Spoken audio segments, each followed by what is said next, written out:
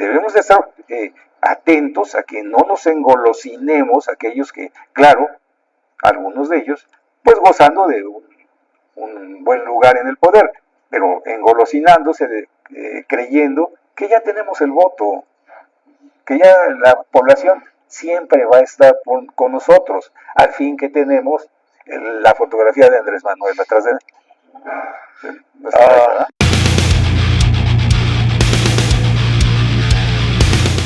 Hola, ¿cómo están? Me da mucho gusto saludarles en un nuevo episodio de nuestra segunda temporada de la entrevista Desde Abajo. Este esfuerzo de periodismo que hacemos en conjunto Desde Abajo MX con la edición de la agencia Bersonríe y la localía de Expreso Central Café, quien nos da la amabilidad de darnos localía y de servirnos el mejor café de Pachuca aquí en su sucursal de la Colonia de Periodistas en Rafael Vega Sánchez número 111. Yo soy Luis Alberto Rodríguez Ángeles y en esta ocasión me da mucho gusto poder conversar con quien es una de las figuras históricas de la izquierda hidalguense. Su paso a lo largo de la izquierda no solamente se puede contar por su paso dentro de la vida partidista de la izquierda, sino también dentro del movimiento social.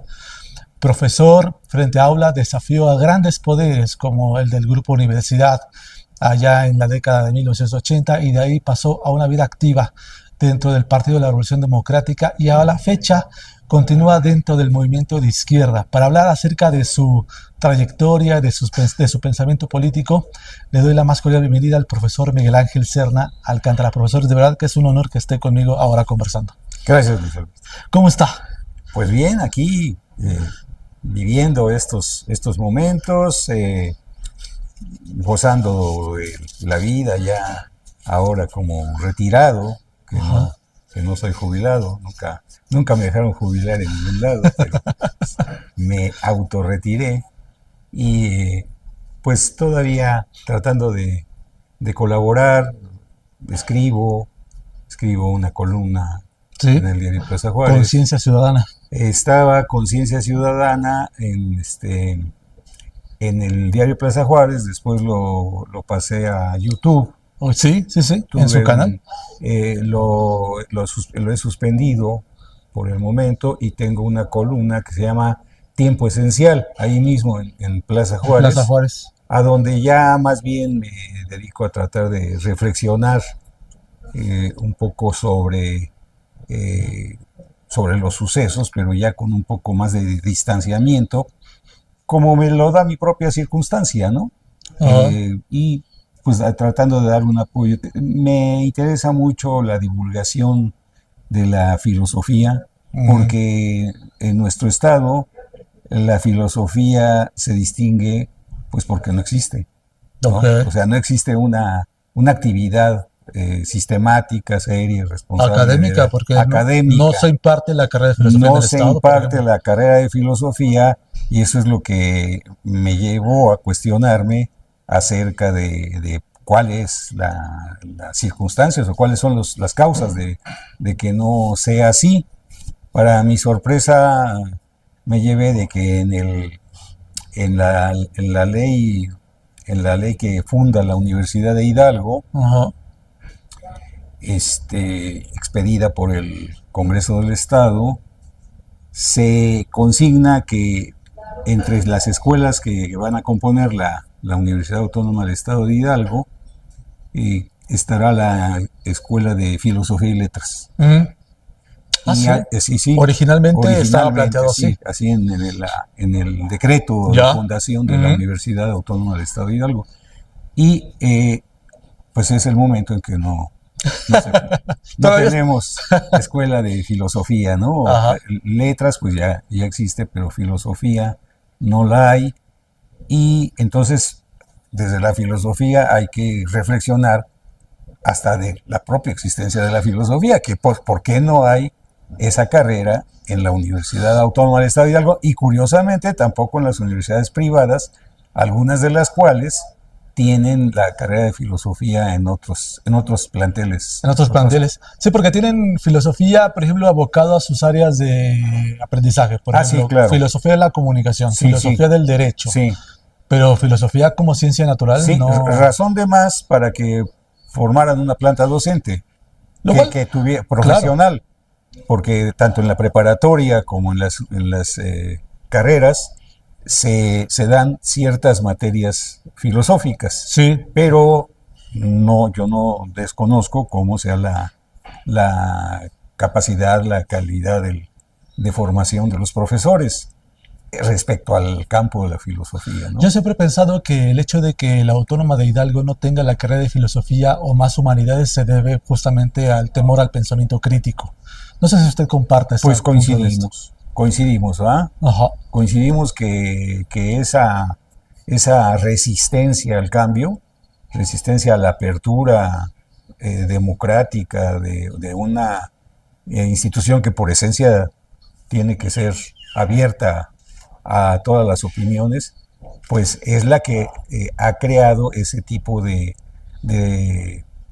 obstáculos para que carreras como esta, como filosofía, pues no haya en el campus. Y bueno, se habla de que es una universidad con un alto rating Ajá. en el ranking, ¿no? Como El dice, ranking de las ranking, perdón, universidades. Ajá. de las universidades, pero pues, pues carece de esta área tan importante, tan fundamental en cualquier universidad de calidad, ¿no? Fíjese, yo lo conozco y quiero que esta conversación, esta charla de café sea la oportunidad también para que mucha gente lo conozca también.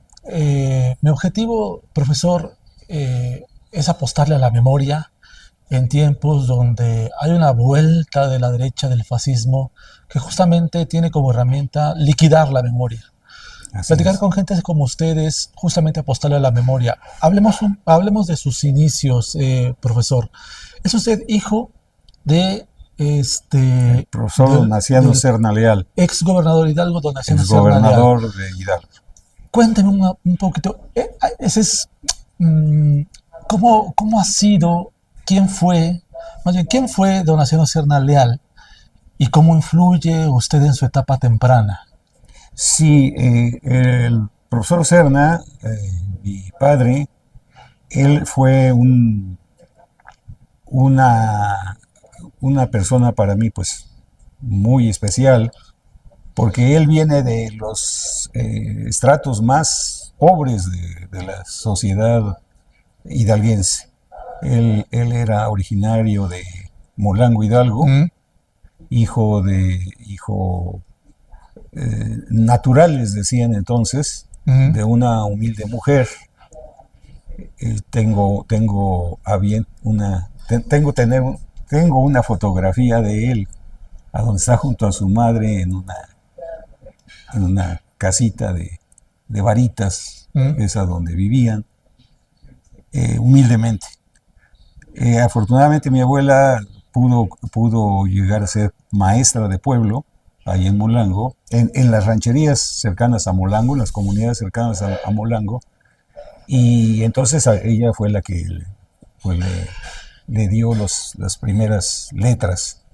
Más tarde pudo estudiar en el Meche Hidalgo. mm, Hubo un antecedente del Meche Hidalgo en una normal que estuvo ahí en Molango Hidalgo, y eso despertó el interés de la juventud de Molango y de la Sierra por prepararse. Eh, una escuela del Meshi allá. una primera normal, Oh, ok. una primera normal de las fundadas, normales rurales, fundadas por el presidente Plutarco Elías Calles, Ujú, se puso antes que en el Meche, ok. estuvo en la sierra, Allá. allá en lo más remoto de la sierra, porque entonces no había ni medios de comunicación, Entonces, ¿no? estamos hablando de principios del siglo XX. De principios del siglo XX. Entonces, de ahí la normal pasó a Topan. Estuvo un tiempo Mm, ahí en la normal rural. Y después pasó a Tepatepec, al Meche, al ahora el Meshi. Meche, a donde fue inaugurarlo el propio presidente Calles. Mm, Entonces, también es importante porque pues conocemos al Meche con una larga tradición sí. de lucha, de formación de profesores conscientes, revolucionarios, muchos de ellos, por ahí pasaron gente valiosísima para el movimiento. Lucio Cabañas que era pasó por ahí. Lucio Cabañas entre ellos. Y para entender también lo que fue esta trayectoria de muchos de ellos, ¿no? Sí. Entre ellos la de mi padre. Entonces, ellos fueron, digamos, los hijos de la revolución que pudieron prepararse, estudiar. Estudió ahí en el MESHE, llegó a ser presidente de la sociedad de alumnos, de la sociedad de estudiantes del MESHE Hidalgo, y de ahí emprendió una carrera política, ¿A él le gustó académica. Sí, efectivamente, ahí adquirió la conciencia, digamos, por lo cual a mí no me gusta hacer esas separaciones, ¿sabes? Que se dice, es que el PRI y el PAN o el PRD, porque los procesos son más complejos, ¿no? Entonces, hubo una gran beta revolucionaria en el PRI, encabezada sobre todo por Lázaro Cárdenas. Lázaro Cárdenas. ¿No? Lázaro Cárdenas, que les dio a ellos un apoyo muy fuerte a la Él se forjó en el cardenismo. Él se forjó en el cardenismo. Ellos fueron en la expropiación petrolera unos de los más entusiastas seguidores, porque además eran agitadores, así se les decía, iban a agitar a la sociedad, a las comunidades. A él, cuando empieza su carrera magisterial, él va a dar ahí por la Vega de Mestitlán. Órale. Y por hacer obra de agitación agraria estuvo a punto de que lo asesinaran los caciques de la región. Pero bueno, el marco general era pues, el Partido Revolucionario, y él siguió su trayectoria en ese marco. Y después, bueno, pues perteneció al sindicato de maestros. Fue secretario general aquí de la sección 15, y algunos puestos en el CENTE nacional.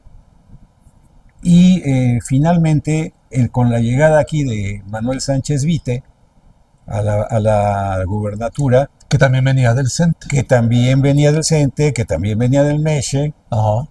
Igual de Molango. Igual de Molango. Entonces eran ese grupo, esa identidad, sí. Serranos. De identidad, los serranos. Y pues inician un periodo de gobierno con ciertas diferencias del sector entonces hegemónico, digamos, en el Estado, que tiene su origen en un personaje revolucionario, que es Javier Rojo Gómez. Sí, entonces, y del movimiento agrario. El movimiento agrario. De la izquierda, del cardenismo, del cardenismo, sí. Pero que, pues ahí están las pruebas de que crea una nueva clase política, que es famosa por los caciquismos, ¿no? Es una nueva alianza post-revolucionaria, que es la que va volviendo va, digamos, frenando o mediando la lucha agraria en el Estado. De ahí su fuerza, cada vez más ascendente a partir del alemanismo y hasta llegar pues, a los últimos años, ¿no? Aunque esa corriente la van haciendo poco a poco a un lado, ¿no? Esa corriente. Porque cuando no entra Javier Rojo Gómez, que se queda Ávila Camacho, así es, favorece a la derecha dentro del Partido Revolucionario. Así es. Entra Miguel Alemán y de ahí... así es, ¿no? Así es, o sea, esa corriente, digamos, agrarista, se echa a un lado por un fuerte grupo político-económico que encabezaba Manuel Ávila Camacho, sí, los grupos aquellos de Puebla, Jenkins, burgueses, ¿no? Burgueses, sí, efectivamente, poderosos, y que es lo que empieza a derechizar, digamos, al Partido Revolucionario, al PRI, y pues ahí hasta llegar a sus consecuencias ya en los plenos años 60, pues con... Cuando usted nace, ¿él ya era gobernador? No, yo nací mucho antes. Yo nací mucho antes. Yo estaba estudiando en la UNAM cuando él fue gobernador. Sí, estoy pensando, me dijo que me quedara allá, que no tenía yo nada que hacer aquí, que no quería verme rondando por el gobierno del estado. Lo que trataba de decir era que si cuando él era gobernador, usted ya, o sea, ya estaba activo, digamos, en la vida pública o en la vida política. No, la verdad no. O sea, mi participación política fue muy posterior. Y sobre todo porque yo le tenía un cierto respeto a él para no participar en no militar, digamos, en los partidos de izquierda cuando él era gobernante, ¿no? Sí, entonces sí, esa fue realmente la parte.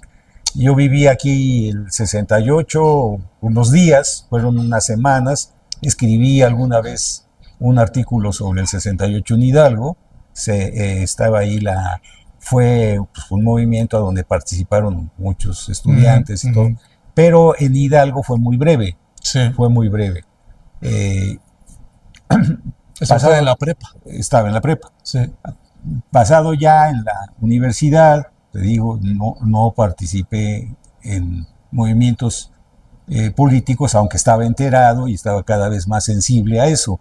Fue hasta que se fundó el Partido de la Revolución Democrática, después de cuando ya decidí. Antes de ello había buscado trabajar en asuntos que fueran cercanos al bienestar social. Estuve en un programa de cooperativas en el Estado de México, aquí en el Estado de Hidalgo. Eso me acercó con la gente y viví en comunidades para hacer este tipo de trabajos. Es decir, dentro del propio PRI, creo yo, dentro del propio gobierno priista, pues había muchas corrientes, ¿no? Sí, bueno, la corriente democrática fue muy fuerte. Y la corriente democrática, en cuanto sale la corriente democrática, que es cuando yo me identifico con ella, pues es cuando decido entrar ya a la vida partidista. Digamos, su padre y usted comienzan, o sea, nunca dejan de ser cardenistas. Nunca. ¿No? Y vienen del cardenismo tal cual. Así es. Bueno, sí. La biografía de su padre tal cual se forjó en la época de la educación socialista. La educación socialista, sí, así es. O sea, había una admiración, un respeto y un seguimiento al ejemplo del general Cárdenas en amplios sectores de la población, no solamente en el Partido Revolucionario Institucional. Hay que acordarse, por ejemplo, cuando se anuncia la invasión a Cuba en tiempos de allá de Bahía de Cochinos, ¿no? Sí, que sale el general Cárdenas y dice, me voy a Cuba. Sí. Y lo hace un discurso ahí en el Zócalo y yo recuerdo, y por la memoria que me decía también mi padre y otras personas, cómo los edificios del centro de la Ciudad de México se vaciaron de burócratas por su propia cuenta y dejaron las actividades paradas por ir a oír al general Cárdenas. O sea, así era. No, es que fue un acontecimiento. Así era su fuerza, ¿no? Era guardando las debidas proporciones, pues como si Andrés Manuel se parara ahorita en el Zócalo, ¿no? Exactamente. O sea, después de Cárdenas, solamente Andrés Manuel López Obrador sería capaz de hacer eso. Y entonces usted sigue a Cuauhtémoc Cárdenas. Sigo a Cuauhtémoc Cárdenas, entramos ya a la actividad partidista y a la vez había para seguir con este tema, entramos a la actividad partidista y junto con un grupo amplio de compañeros formamos el partido, la Revolución Democrática en el Estado de Hidalgo. Cuénteme esa historia, profesor. ¿Cómo fue la fundación del PRD aquí en Hidalgo? ¿Dónde se reunieron o cómo fue esta serie de reuniones y finalmente lo que desembocó también en esta parte fundadora del partido de izquierda, el único partido de izquierda aquí en el Estado?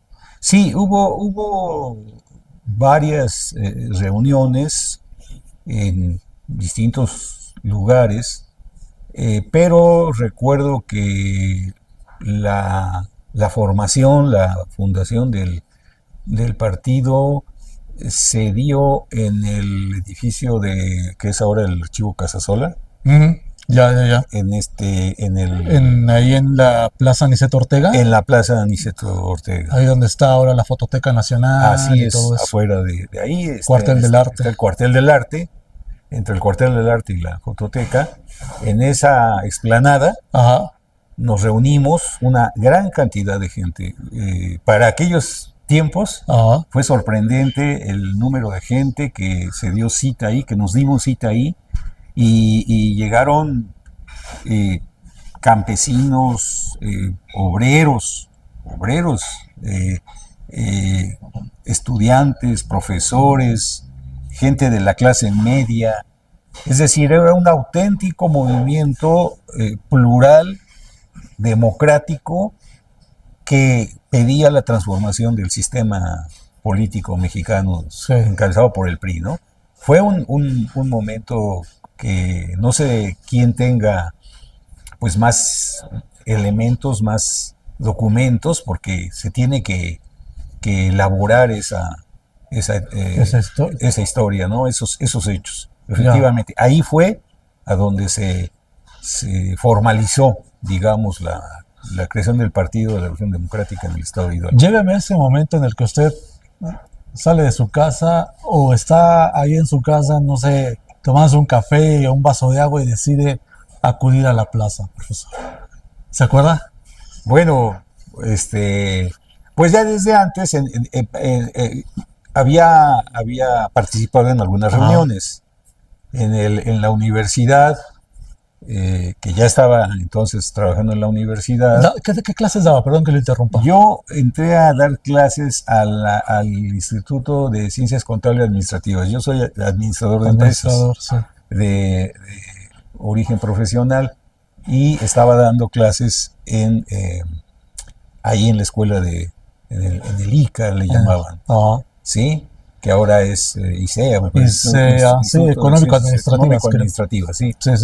Y comenzamos ahí a comentar, a acercarnos, a reunirnos con compañeros de diversas expresiones, que no éramos muchos compañeros, sí, por la situación de la propia universidad, que ya estaba en ese momento estaba el control más férreo, digamos, sí, totalmente, de la universidad, aún no en manos de Gerardo Sosa, pero sí ya de lo que se llamó el Grupo Universidad.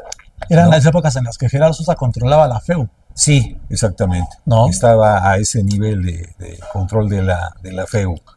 Y entonces lo comentamos, había gente del Partido Comunista en la universidad, sí, algunos como el ingeniero Patiño, el ingeniero Cortés, Teresa Samperio, Tere Cuevas, Tere Medina, las Teresas, les decíamos. Que por cierto, Tere Medina después fue candidata, creo que a diputada federal por el PT. Por el PT, sí.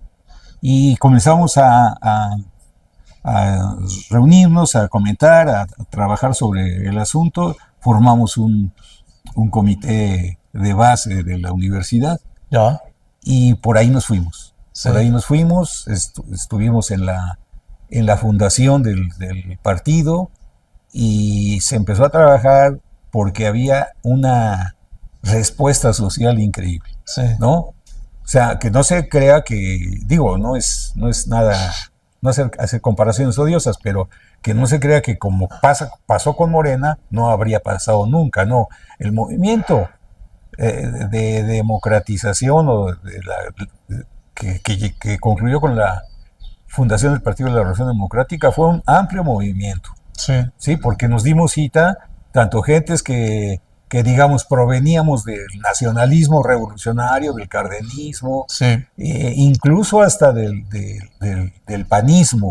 Llegó gente a integrarse y del evertismo, exactamente, de la corriente de Eberto Castillo, del PMT, antiguo PMT, que ya todos habían confluido al PSUM, que después PMS. Sí. ¿Sí? Esa unidad entre el PMS y la candidatura del ingeniero Eberto Castillo con la candidatura de Cuauhtémoc Cárdenas fue la que detonó Sí, ese cambio. sí, totalmente. Es el antecedente de los movimientos que siguieron, ¿va? Total. No hay que borrarlos, no hay que perderlos de vista, porque creemos a veces que lo que estamos haciendo nosotros es fruto de nuestro gran talento o de nuestro esfuerzo, Ok. cuando es producto de un proceso histórico. Hay quienes ¿no? dirán que todo es nuevo, ¿no? Sí, sí, algunas personas que creen que todo es nuevo. Oiga, y entonces se integra al PRD, se funda, es el mayo del 89, si no mal recuerdo, o marzo, no estoy seguro, Mayo. y mayo, y se integra usted a la vida partidaria ya de lleno, De lleno. se integra junto con este comité de profesores de la universidad, hacen vida política, o cómo comienza usted su vida partidaria en el PRD, profesor. Sí, pues a mí ahora sí que me sorprendió, me llevó de repente a la actividad, ¿no? Empezamos a promover el partido aquí en Pachuca, Sí, ¿sí? En plazas públicas, en volanteo, en visitas a casas, como se acostumbraba a hacer, ¿no? sí, Y la gente empezó a tener una respuesta inmediata. Llegaron muchos ciudadanos que nunca habían participado en política, comenzaron a entrar, otros que venían del propio PRI. sí. Hubo gente que del PRI se vino para acá en los tiempos en que se arriesgaba ser de izquierda, ¿no? Sí, sí, No, sí, no sí, fue sí. el brinco de un lado a otro porque me dan puestos. No había eso. No había un instituto federal electoral, no había ¿cómo Sí, se llaman? sí, sí. Los presupuestos, de cada partido, ¿no? Sí, No sí, sí, sí, existía sí, sí. eso. Teníamos que Ah, poner de nuestro dinero, era ¿sí? tierra llana. Andábamos ahí volanteando y con los carteles que podíamos, Sí. este, ¿Y hacer. cuál era el tema? ¿Contra el fraude electoral del 88 o...? Bueno, el fraude del 88 fue el detonante, vamos. Sí, Pero de fondo se comenzó a ver de inmediato o se hizo ver a la población que no se trataba simplemente del fraude del 88, sino que atrás de esto venía un proyecto, sí, económico, político, transformador de la del Estado mexicano, ajá, que echaría por los suelos lo que se había ganado con la Revolución Mexicana. sí, Porque, de nuevo, insisto, sí se ganó, sí se hicieron muchas cosas con los gobiernos revolucionarios, sí, a sí. pesar de su autoritarismo, de su violencia, sí hubo aspectos importantísimos. Basta decir, bueno, pues los libros de texto, o el Instituto Mexicano del Seguro Social, Sí, totalmente. ley de trabajo, en fin, todo aquello que permitió que la sociedad tuviera por lo menos un mejoramiento en sus condiciones de vida, pero que se vendría abajo con el proyecto neoliberal de Carlos Salinas de Gortari. Sí. Como fue, ¿no? Igual y antes, ¿no? Con Miguel de la Madrid. Desde Miguel de la Madrid se veía ya venir, pero Carlos Salinas inaugura oficialmente la modernización del país, que le dijo así, al cambio por el proyecto que ahora conocemos como neoliberalismo, Sí. ¿no? Las fuerzas del mercado global entrando de lleno a México, a donde había una incipiente economía mixta, pero que estaba fortalecida. Por ejemplo, pocos saben que el petróleo no se vendía al extranjero. Fue hasta con José López Portillo quien comenzó a vender al extranjero el petróleo. Sí. Antes no se vendía. Y que eso ayudó a la economía del país, Claro, que estaba subiendo en una crisis. claro. Pero se equivocó completamente Sí. López Portillo, ¿no? Sí, sí, ahí empezaron la corrupción. La corrupción fue la que fue acabando esto. Sí. Y eso es una lección. La corrupción acaba con cualquier gobierno popular. Que no nos creamos que no nos puede pasar. Sí. Ahora, profesor, déjeme irme atrás un poquito para que me platique más acerca de este grupo de profesores y de profesoras que enfrentaron al caciquismo porril dentro de la Autónoma de Hidalgo. Sí. Tiempos duros, sin duda alguna. ¿Cómo lo vivieron, profesor? Porque estamos hablando de las épocas más cruentas del porrismo en la Autónoma por parte de Gerardo Sosa Castellán, y ustedes lo desafiaron. No solamente era un momento difícil para la izquierda en todos los ámbitos, sino también adentro de la universidad. Sí. Lo era que además era un control universitario que gozaba de la impunidad del gobierno en turno, ¿no? Así es. ¿Cómo fue, profesor? ¿Cómo lo hicieron? Porque, mira, no solamente gozaba de la protección, la ¿no? protección, era parte integral de esa estructura. Sí, tal vez nosotros veíamos ahí dentro de la universidad cómo se iba acrecentando el poder de este grupo, encabezado por Gerardo Sosa Castellán, y se iba incrementando de manera violenta, pasando sobre los derechos básicos que teníamos todos, aunque fuéramos estudiantes, teníamos derechos, y no acertábamos a comprender por qué esa violencia, ¿no? Sí. ¿Por qué se sostenía? ¿Quién la sostenía? ¿Quién la sostenía? Pero la verdad era parte de esta violencia que se desató después del 68.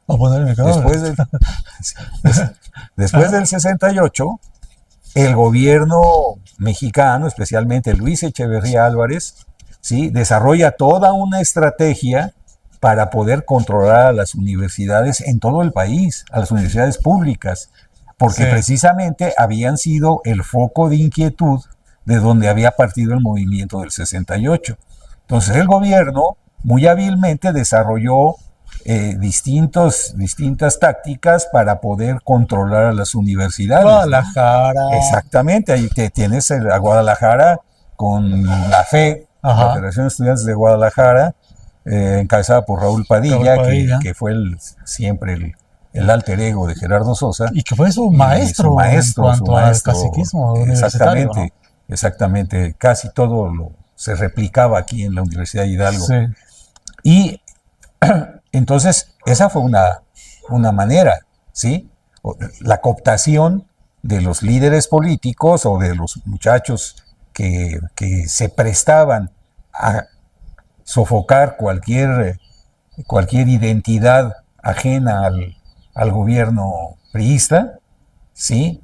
Pues los absorbió, los cometió, los integró a la estructura política del PRI, porque eso eran ellos, eran parte de la estructura política del gobierno de Luis Echeverría y los posteriores gobiernos, y parte integral del PRI, o sea, era como si fuera Era un soldado del PRI, ¿no? Sí, eran soldados del PRI.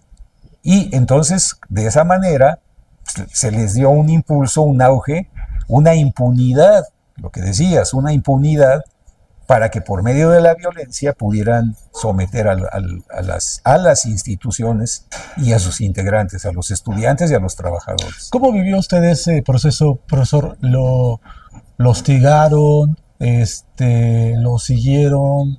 ¿Cómo lo vivió, profesor? Pues yo llegué muy tranquilo, o sea, la verdad no tenía yo mayor problema con nadie, y llegué, empecé a dar mis clases, tal vez ahí se observaba que tenía yo una cierta tendencia, ¿verdad? Pero después me integré ya como maestro de medio tiempo, me costó mucho trabajo lograrlo, mucho trabajo, y finalmente yo siempre fui colaborador en todo aquello que pudiera beneficiar a la universidad. Yo sí me gustaba distinguir entre el trabajo que se hacía para el desempeño de un puesto con las actividades políticas. Entonces, a mí no me costaba trabajo, y creo que fue lo que hice con mucho gusto, ¿sí? Desde mi tesis, hice una tesis sobre un proyecto de plan de estudios de la carrera. Después, ya integrado como como maestro tuve la suerte de que me integraran al área de formación de profesores, ¿sí? Para suerte mía me fui a hacer una especialización en docencia en la UNAM, en el CICE, Okay. y bueno, pues era la didáctica crítica y Sí, todo claro. aquello. A mí me dio una otra mirada. Entonces todo eso me fue preparando, digamos, para este cambio que fui dando, ¿no? Empecé a tener esta visión de la universidad que está pasando aquí, ¿no? Bueno, pues surgían los cuestionamientos. Sí. Surgían los cuestionamientos eh, tan básicos como eran hasta el respeto a los profesores en sus actividades académicas, ¿no? Se les agredía, se les violentaba, o sea, había una atmósfera de represión hasta con los maestros, ¿no? Ya. Entonces todo esto fue lo que me fue dando, sensibilizando y haciendo que, pues, diera mi opinión, empezara a reflexionar más sobre lo que estaba pasando en la universidad y viendo cómo era, no era, aquí era un monstruito, ¿eh? Pero parte de toda una Sí. tribu de monstruos en cada estado, ¿no? ¿Cómo termina usted su relación con el autónomo del Estado? A mí me queda la duda si usted renuncia o lo renuncian, profesor. No, me renuncian. Me renuncian. Hace pocos días estuve muy atento a lo que pasó con el profesor Marx Arriaga Ah, sí, en la SEP. en la SEP por defender un proyecto, Ajá. Iniciado con el presidente López Obrador, continuado con la presidenta, pero con un secretario que trae otros fines, otros propósitos. El maestro, el doctor Max Arriaga, es despedido, prácticamente sacado de la SEP. De la SEP, sí. Sí, y pues enviado allá a su lugar de trabajo, ¿no? Bueno, él fue, que por poco también lo sacan de ahí de la universidad, para que se vea cómo son este tipo de la Autónoma de la Ciudad Juárez. de la Ciudad Juárez, para que se note cómo continúan haciendo este tipo de prácticas represivas, ¿no? Así fue lo mío. En la formación de profesores, tuve el gusto de participar en la creación de un programa de formación de profesores universitarios para toda la planta docente, y después de participar en la creación de una especialización en docencia, una especialidad en docencia, para docencia universitaria, para que pues para que pudieran formarse los profesores de todas las escuelas de la universidad. Y en estas, pues, ¿no? Pues fuimos desarrollando una propuesta crítica, una propuesta transformadora de la sociedad, muy reflexiva, que creo que caló hondo en la universidad. Se dieron sesiones memorables, discusiones muy interesantes acerca de la universidad, y creo que pues esto influyó también para que llegara a oídos de las autoridades universitarias, entonces encabezadas por el licenciado Méndez Yaguno y el secretario Gerardo, y después ya como rector. Como rector. Y entonces se tomó, creo que nuevamente, como si fuera una cosa personal, ¿no? El reto. No lo era, o sea, de mi parte no lo era, pero efectivamente teníamos un proyecto por el cual trabajar. Y de pronto le dicen. Y de pronto me dicen, no, pues te vas a hacer otra actividad primero. Y bueno, pues entonces lo que se trataba era de cortar de tajo un proyecto que creo que le podía servir muy bien. ¿Qué año era cuando fue esto? Pues ya no recuerdo. Estamos hablando del... ¿Finales de los 80s? No, de los 90. ¿90? Ya cuando salgo. Oiga, ¿y qué sintió cuando de pronto vio a todo ese grupo de universidad acá en Morena? No me sorprendió Primero porque pues el grupo universidad ha sido siempre muy hábil para colocarse políticamente, ¿no? Y el sistema de partidos que tenemos ha servido para que grupos como el Grupo Universidad pues se muevan de un lado a otro, ¿sí? Con su poder de número, de control Económico. político del estudiantado, con un poder económico, y hasta lleguen a comprar eh, partidos políticos enteros, ¿verdad? Entonces no me sorprendió eso. Y creo, yo ya no estuve, ya no participé en la formación de Morena, lo quise hacer, eso lo podemos ver aparte, pero no estuve en la formación de Morena, pero tampoco soy profeta, pero sabía a qué iba a ocurrir, que en un partido tan abierto como es Morena, para bien y para mal, pues iban a llegar fuerzas como estas a ocupar A ocupar lugares, ¿no? Porque espacio. ahora sí que el espacio, en la política el espacio se ocupa, ¿verdad? Y Sí, si esos espacios se abren indiscriminadamente, pues ahí están. Yo he visto que en Morena ha habido también una gran resistencia a que este tipo de grupos, de grupos de poder oportunistas, pues se incrusten en el partido, ¿ah? Pero pues sucedió lo que tenía que suceder, sí. hasta el punto en que llegaron a controlar, pues, puestos políticos importantes, presidencias, diputaciones, etcétera. No sé ahora, tal vez pues algunos diputados nos podrían decir cómo está el asunto en la actualidad en Morena, pero por lo que se ve, siguen siendo, teniendo gran influencia estos grupos, que yo entiendo que se debe abrir a la sociedad, eso es comprensible, pero no hay ningún tamiz, no hay ninguna forma en que se controle la llegada de estos grupos que efectivamente vienen a crear. Totalmente. Así fue. Yo le iba a preguntar su opinión sobre, bueno, pero ya me la está dando, pero más bien, ya para terminar, profesor, porque podemos seguir platicando, Sí, platicando un ¿verdad? montón de cosas, pero yo sí quiero cerrar esta conversación, profesor, con una pregunta. ¿Qué le augura a Morena? Así como ve las cosas, con su experiencia dentro de la vida de izquierda, como fundador del PRD en el Estado, ¿qué le augura a Morena así como van las cosas? Mira, antes que nada, quisiera decir que un partido es un instrumento de lucha que cuando es para el bienestar popular debe estar del lado del pueblo, ¿no?